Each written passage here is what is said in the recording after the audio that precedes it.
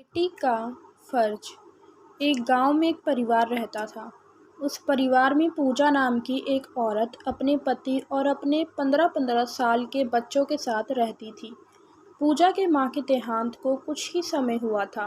पूजा के कोई भाई भी नहीं था, तो उसके पिताजी अब बिल्कुल अकेले हो गए थे। पूजा को इस चिंता में रात को नींद भी नहीं आती थी। वह हर वक्त यही सोचती रहती थी कि मेरे पिताजी के घर कोई भी नहीं है। उन्हें कुछ हो गया तो वहाँ उन्हें देखने वाला भी कोई नहीं। पूजा का पति रवि पूजा को कहता है कि तुम क्यों बेमतलब की चिंता करती रहती हो।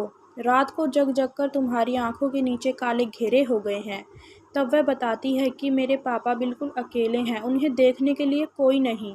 तब रवि कहता है तो क्या हुआ, भगवान की दुआ से हाथ पैर तो चल रहे हैं ना, बस वही बहुत है। रवि पूजा से हमेशा टेढ़ा ही बोलता था। एक दिन पूजा अपने पापा के घर रहने गई। उसने रवि से कहा कि मैं पापा के पास कुछ दिन रुकने जा रही हूँ। फिर वह अपने घर जाती है तो देखती है कि पूरा घर गंदा हो रखा है और अपने पापा से कहती है, पापा काम वाली आकर ढंग से काम नहीं करती क्या। तब उसके पापा कहते हैं, बेटा घर तो बहू बेटियों से चलता है, नौकरानी से नहीं।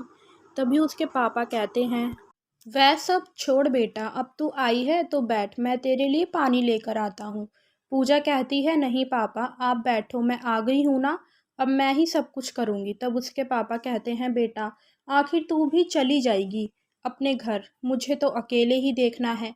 पूजा कहती है, पापा मैं आपके पास कुछ दिन रुकने आई हूँ, आप चिंता मत करो। फिर पूजा खाना बनाने के लिए रसोई में जाती है और देखती है कि रसोई में भी पूरा सामान इधर उधर फैला हुआ है।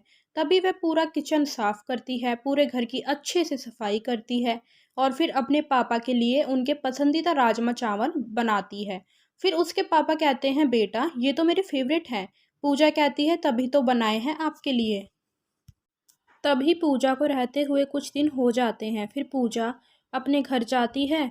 वह जैसे ही कमरे से निकलती है उसके पापा नीचे गिर जाते हैं और ज़ोर से चिल्लाती है पापा, और अपने पापा को हॉस्पिटल लेकर जाती है। तब डॉक्टर कहता है, आप बहुत सही समय पर ले आई, अगर थोड़ी और देर हो जाती तो आपके पिताजी इस दुनिया में नहीं रहते। पूजा ये सुनकर बहुत रोती है और अपने पापा से कहती है, पापा आपको अच्छा नहीं लगता होगा ना कि मैं आपकी बेटी हूँ। अगर मैं आपका बेटा होती तो आपके पास ही रहती। शायद भगवान ने मुझे इसलिए आपके पास भेजा क्योंकि आपके साथ ऐसा होने वाला था, वरना घर में कोई नहीं होता और ना जाने आज क्या हो जाता। फिर उसके पापा कहते हैं, नहीं बेटा तू तो मेरी बेटी, मेरा बेटा, मेरी माँ सब कुछ है। और अगर बेटा होता तो वह सिर्फ बेटा ही होता। और हमारे साथ वाले वर्मा जी को देखो, वह अपने बेटे बहू से कितना परेशान है। उनके बेटे बहू उन्हें ज़रा भी नहीं देखते, उनसे कोई हंसता बोलता तक नहीं है, उल्टा मुझे ही कहते हैं कि तू सही है, अकेले आराम से रहता है। फिर पूजा अपने पापा को देखकर कहती है, अपने पापा की देखरेख करके उन्हें घर पहुंचाकर अपने घर जाती है। तब रवि कहता है, मुझे तो लगा कि तुम आओगी ही नहीं, कैसे आ गई आज। तभी रवि का बेटा कहता है, पापा आपको पता है ना नाना जी को हार्ट अटैक आया था, आप तो उन्हें देखने भी नहीं गए। तब रवि कहता है, वक्त नहीं था मेरे पास, और वैसे भी तेरी माँ तो थी ना वहाँ। पूजा कहती है, चलो ना पापा के शहर में ही रहने चलते हैं, पापा की तबीयत भी बहुत ख़राब रहती है, इसी तरह पापा से मिलना भी होता रहेगा। तब रवि कहता है, हाँ यह किराए का मकान छोड़कर, नौकरी चाकरी सब छोड़कर तुम्हारे पापा के घर रहने चलते हैं। तभी पूजा का बेटा कहता है, माँ मेरी बहुत बड़ी नौकरी लगी है नाना जी के शहर में, हमें रहने के लिए घर भी दिया है कंपनी ने, अब से हम नाना जी के शहर में ही रहेंगे।